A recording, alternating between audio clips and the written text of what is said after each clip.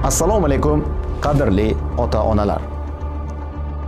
Bugun men sizlarga muhim bir masala bo'yicha murojaat qilmoqchiman. Hozirgi kunda narkotik, psixotrop va kuchli ta'sir qiluvchi moddalar yoshlar o'rtasida tobora keng tarqalmoqda.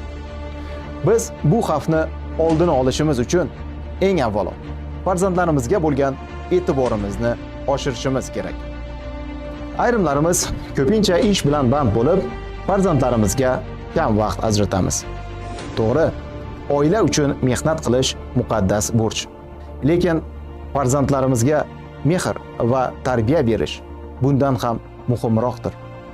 Ular tarbiyani tashqaridan emas, aynan ota-onalaridan olish kerak.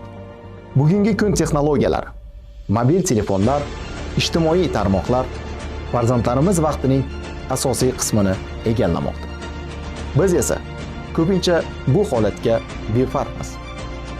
Aslida biz ularning nima bilan shug'ullanayotgani, kimlar bilan muloqot qilayotgani va qanday muammolarga duch kelayotganidan xabardor bo'lishimiz shart.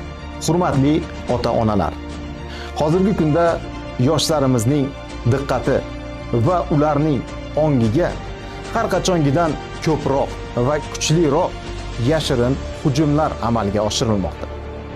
Farzandlaringiz bilan samimiy suhbatlashing, ular bilan do'st bo'ling. Shunday muhit yaratingki, ular o'zlarining muammolarini bemalol siz bilan bo'lishsin. Farzandingiz yolg'iz qolsa, tushkunlikka tushsa yoki o'zini noodatiy tutsa, bunday holatlarni e'tiborsiz qoldirmang. Esingizdan chiqarmang.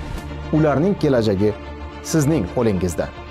Farzandingizni asrang, himoya qiling. E'tiboringiz uchun rahmat.